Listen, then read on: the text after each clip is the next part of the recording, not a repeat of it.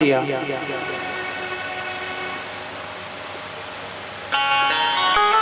करदम ऋषि ने कहा, देवी हमने विवाह से पूर्व संकल्प लिया था कि जब हमारे पुत्र हो जाएगा तो मैं संन्यास धारण कर लूंगा। आपको पता चल गया कि मैं भगवान हूँ, तो आज मैया मुझे एक अलमारी में बिठा देगी और मेरी पूजा करने लग जाएगी।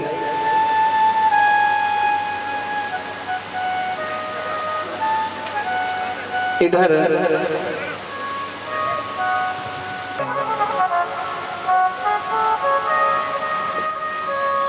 माता ने कहा कि जब देव ने कहा, मैया आप इस बात को मत पूछो। सम समम दुखम, ये जीव हमारे कोमल शरीर को ऐसे काटते हैं जैसे कि हमारे शरीर में हजारों बिच्छुओं का डंक लग रहा हो। मैं आपसे एक बात सत्य कहता हूँ कि जीव को ना तो अंदर सुख है और ना बाहर सुख है,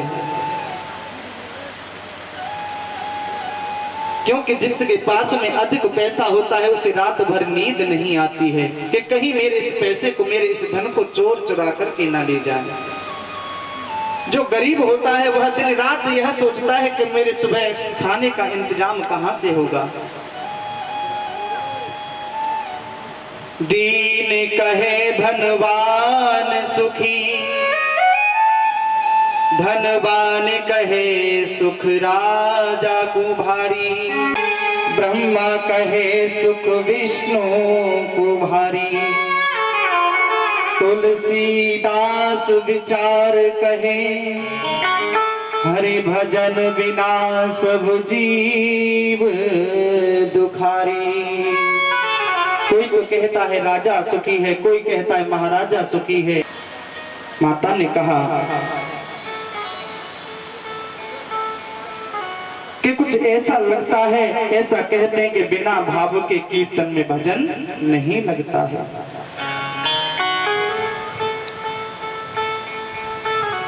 इधर कपिल देव भगवान ने कहा, टेढ़ा जा रहा है, उसे यह भी नहीं पता कि यह बीज उपजेगा या नहीं उपजेगा।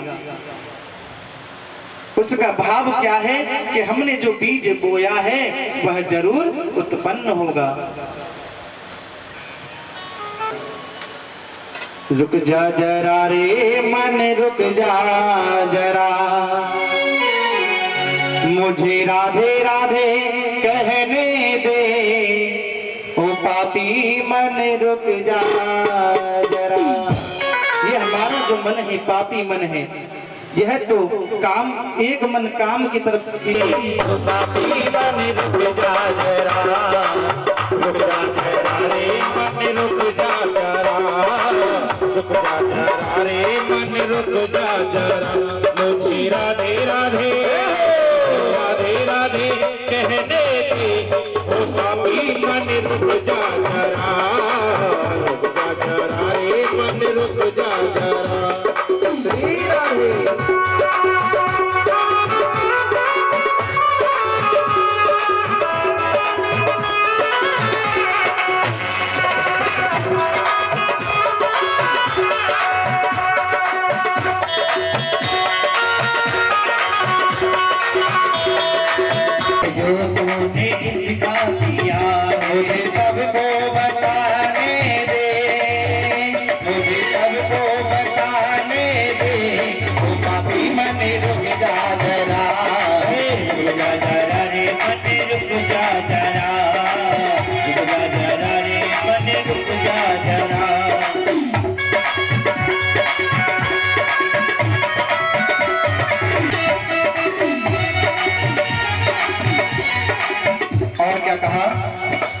डगमग डगमग नैया डोले, डगमग डगमग नैया डोले, डगमग डग तारे लेने दे, पापी मन रुक जा जरा, रुक जा जरा रे मन रुक जा जरा,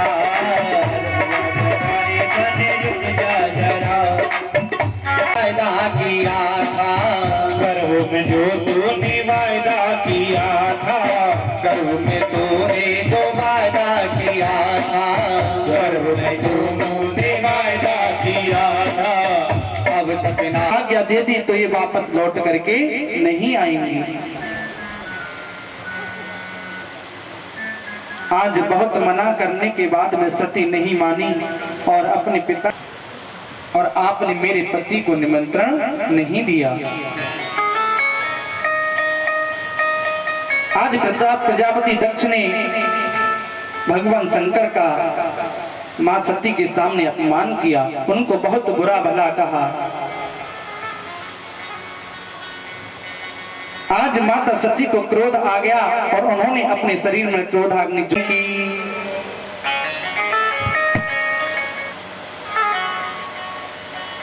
यह आपको स्वयंभा मनु और शत्रुपा की 3 कन्या जगत स्थित हो।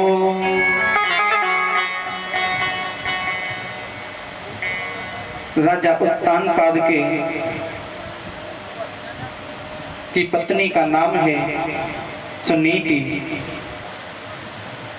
आपके कोई भी संतान नहीं है, आप दूसरा विवाह कर लीजिए जिससे आपके संतान की उत्पत्ति हो जाएगी। तो आज उत्तानपाद ने कहा, रानी मैं ऐसा कदाचित नहीं कर सकता, तो संतान की उत्पत्ति होगी।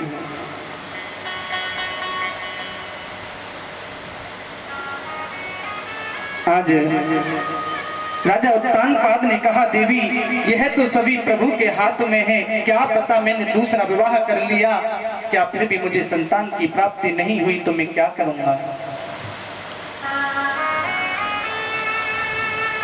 आज सुनीति ने बहुत प्रकार से राजा को सोमा ने स्वयं रुचि माने के दरवाजे पर कुछ संत लोग आए।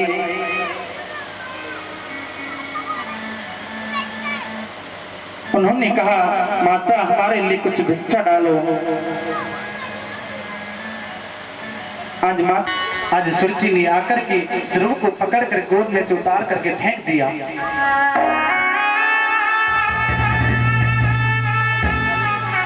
और कहा कि यदि तुझे इस गोद में बैठना है, इस राज सिंहासन पर बैठना है, तो तुझे मेरी कोख से जन्म लेना होगा, तब जाकर के तू इस राजपाट पर बैठ पाएगा, इस राज पर बैठ पाएगा।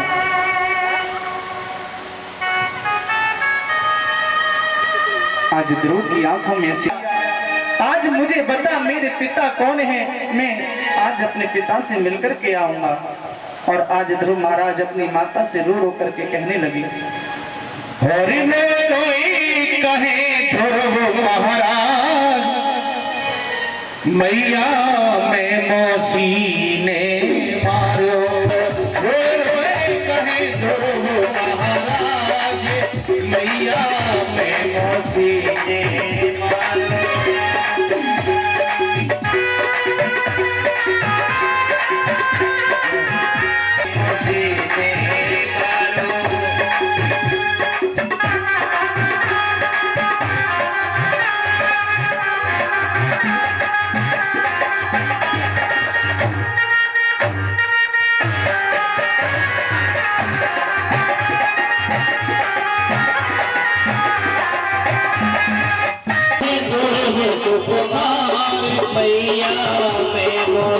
ने मारो।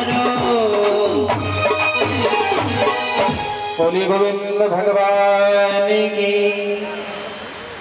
आज ध्रुव जी माता से कहने लगे, मैया आज मैं मौसी के महल में गया, जैसे ही पिता ने मुझे गोद में लिया सो मैया ने आकर के मुझे हाथ पकड़ करके जमीन पर ढकेल दिया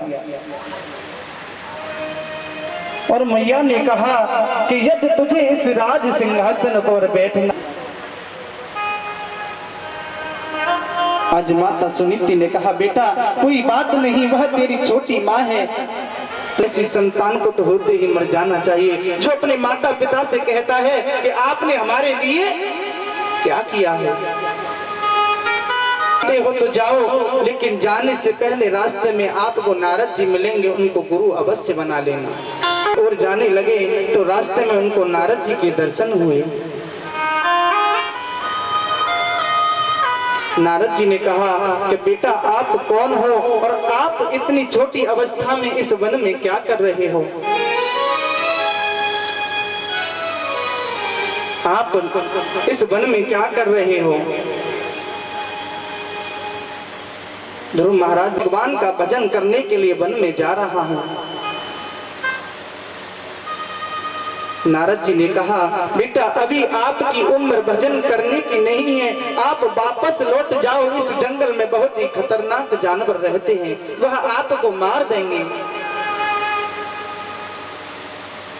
ध्रुव जी महाराज ने कहा कि जो भगवान का भक्त हो उसका कोई भी कुछ नहीं बिगाड़ सकता। ध्रुव जी महाराज ने कहा कि आप कौन हो? उन्होंने कहा कि मेरा नाम नारद है। आज ध्रुव जी हंसने लगे, कहा कि आप नारद? मेरी माँ ने तो कहा था कि तुझे रास्ते में नारद जी मिलेंगे, आप उनको गुरु बना लेना, और तुम कहते हो कि बेटा घर को लौट जाओ। गुरु कभी ये नहीं चाहता कि मेरा गुरु बिन भवनिध तरई न कोई, जो बिरंच शंकर सम होई। चाहे आप शंकर के समान क्यों ना हो जाना, जब तक आपके जीवन में गुरु नहीं है तो आपका जीवन जीवन नहीं है। हमें इस जीवन में गुरु अवश्य बनाना चाहिए। ध्रुव को गुरु मंत्र दिया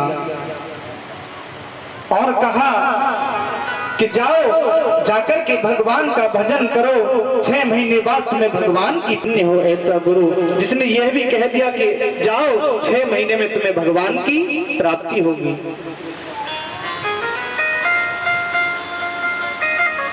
आज उन्होंने एक मंत्र दिया, ओम नमो भगवते वासुदेवाय नमः। आज ध्रुव जी को यह मंत्र दिया और कहा कि आप जाओ और जाकर के इस मंत्र का जाप करो। आज ध्रुव जी ने जाकर के यमुना में स्नान के नीचे जाकर के भजन प्रारंभ कर दिया। आज ध्रुव जी के भजन को पहला महीना चल रहा है और वह 3 दिन तक खाते हैं, 3 दिन नहीं खाते हैं। और जब तीसरे दिन पहला महीना संपन्न हुआ, जैसे ही भगवान के भजन का करते करते दूसरा महीना प्रारंभ हुआ, तो आज ध्रुव जी 6 दिन कुछ खाते हैं और 6 दिन भूखे ही भजन करते हैं। पहले तो वह तीसरे दिन फल खाते थे, अब उन्होंने फलों का तारांते तेरा त्रांते प्राप्ते कपित बधिरासनः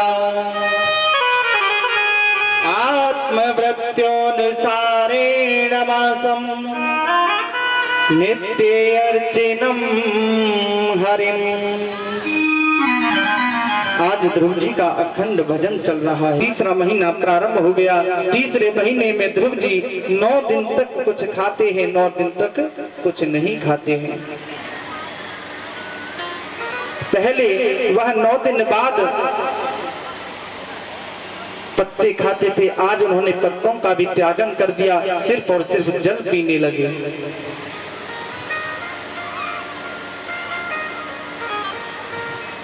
आज चौथा महीना प्रारंभ हुआ, वह 12 महीने तक कुछ 12 दिन तक कुछ खाते हैं और 12 दिन कुछ नहीं खाते। सबसे पहले वह तीसरे दिन फलों का आहार करते, 6वें दिन पत्तों का आहार करते, तीसरे महीने में 9वें दिन वह जल का पान करते और आज 12वें दिन उन्होंने सब कुछ को त्याग करके सिर्फ और सिर्फ वायु का पान किया। धन्य हो ऐसा भक्त होना भी। जित श्वासो नृपात्मजः ध्यायन् ब्रह्मपदे केन तस् स्वचाचलः। आज को रोक लिया। जैसे ही उन्होंने धीरे धीरे ब्रह्मरंध्र में जाकर के श्वासों को रोका, प्राण अवरुद्ध हो गए। एकदम सन्नाटा ही सन्नाटा छा गया। सभी देवता घबराने लगे, सभी पशु पक्षी सभी घबराने लगे कि यह क्या हो रहा है, ये एक साथ क्या हो गया। सभी पशु पक्षी सभी भगवान का स्मरण करने लगे।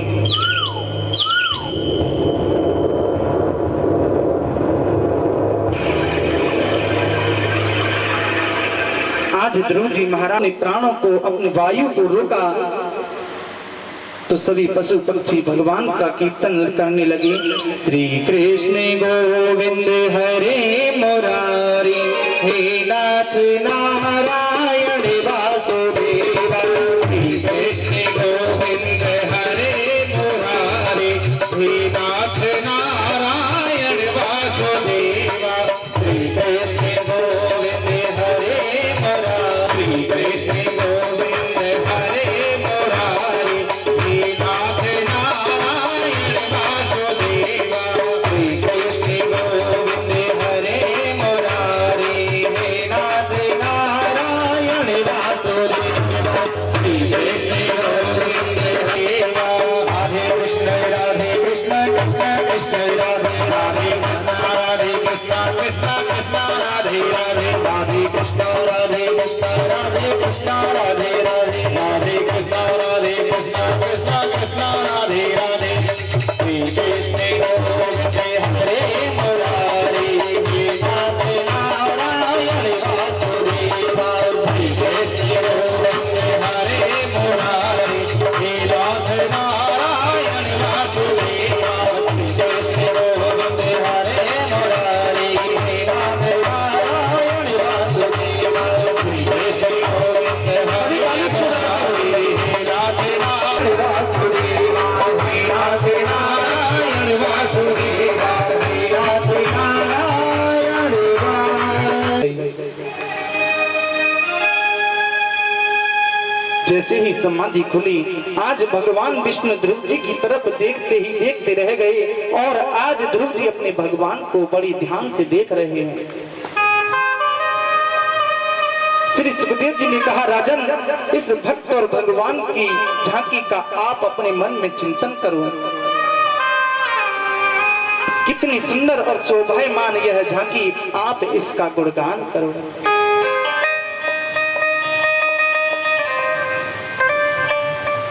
आज भगवान विष्णु ने कहा कि बेटा, आज आप इसकी पंगम लंघयते गिरम, यत्र पाम तमहं वंदे परमानंद माधवम। ध्रुव जी ने कहा, प्रभु, यदि आपकी कृपा ना हो तो हम एक डग नहीं चल सकते। आपकी कृपा से एक लंगड़ा व्यक्ति आपके धाम तक पहुंच जाता है, यदि आप तक नहीं पहुंच सकता।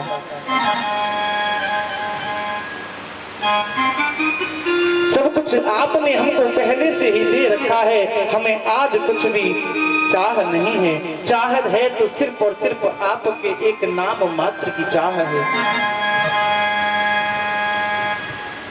आज ध्रुव जी महाराज से विष्णु भगवान ने कहा, नहीं बेटा, तो आज राजा ने अपने महल को सजवा दिया।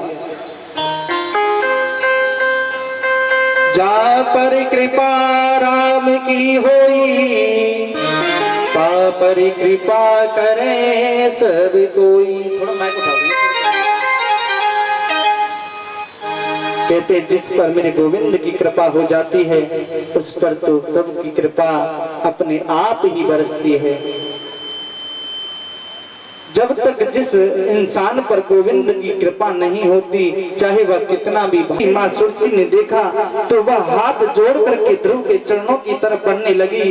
तो ध्रुव जी महाराज ने कहा, मैया, आप यह क्या कर रही हो? यदि आज आपने मुझसे ऐसा ना बोला होता तो आज मुझे गोविंद की प्राप्ति नहीं होती। आज सभी ने भगवान के दर्शन किए। भगवान ने थोड़ा समय को देखते हुए भगवान ने उन्हें अटल राज्य दे दिया। ध्रुव माने होता है अटल। उत्तर दिशा में कहा कि जाओ आज से आप अटल राज्य करो। इधर जो उनके भाई थे उत्तम को यक्षों ने मार दिया। आज ध्रुव जी महाराज भगवान के धाम को जाने लगे तो आज काल ने आकर वह भगवान का भजन करने बैठे तो वह हिरण अपने झुंड में चला गया। उन्होंने पूजा पाठ करने के बाद में देखा कि आज वह हिरण का बच्चा इस कुटिया में नहीं है। उन्होंने देखा कि हिरण का बच्चा इस कुटिया में नहीं है तो वह हिरण का विलाप करते करते अपने प्राणों का कि यह पालकी तो बहुत सुंदर है।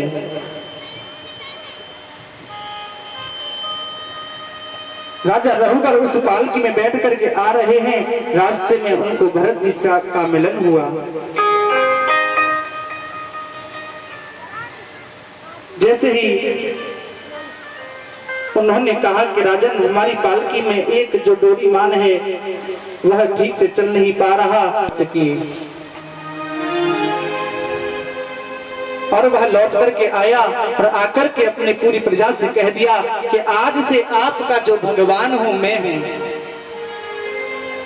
आप किसी भगवान की पूजा नहीं करेंगे। आज से सिर्फ और सिर्फ मेरी। उनका एक पुत्र है प्रहलाद। आ रहे थे तो उन्होंने क्या देखा कि एक बूढ़ी माँ, और मुझे उस पर विश्वास है कि वह जरूर आएगा और आकर के इन बच्चों की रक्षा अवश्य करेगा।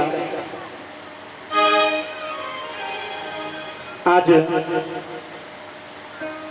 भक्त प्रहलाद ने कहा कि आज मैं भी देखता हूं कि सच्चा परमात्मा कौन है।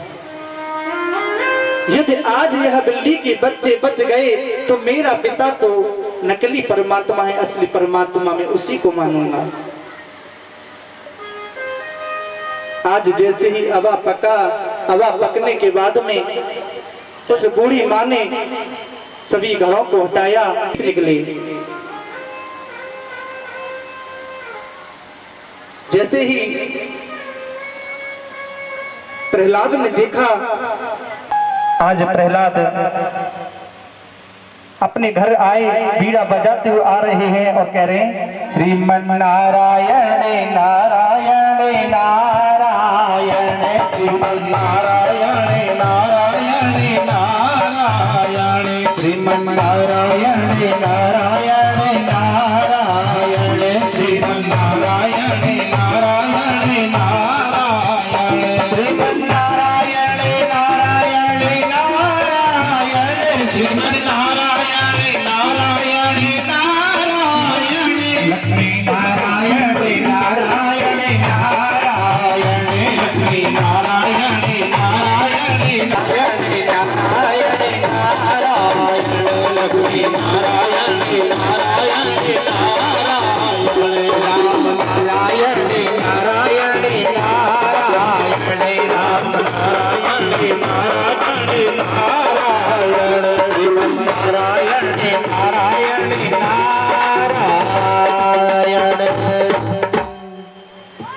आज भक्त प्रहलाद सभी विद्यार्थियों के साथ में भगवान सिया राम कथा कितनों ने न लिखी, पर तुलसी जैसी मर्याद कहा, नरसिंह बसे प्रतिखम्मन में, पर कारण को प्रहलाद कहा। पिताजी मार दिया तो आज से मेरा पीहर खत्म हो जाएगा।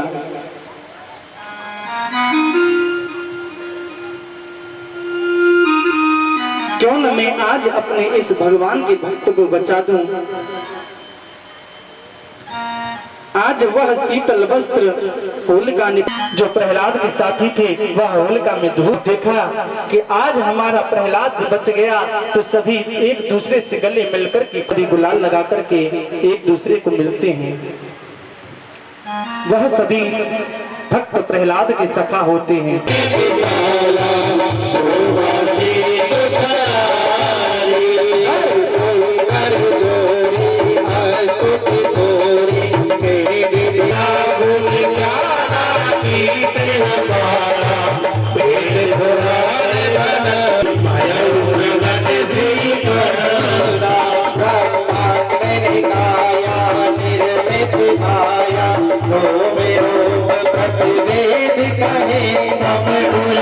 उपहासी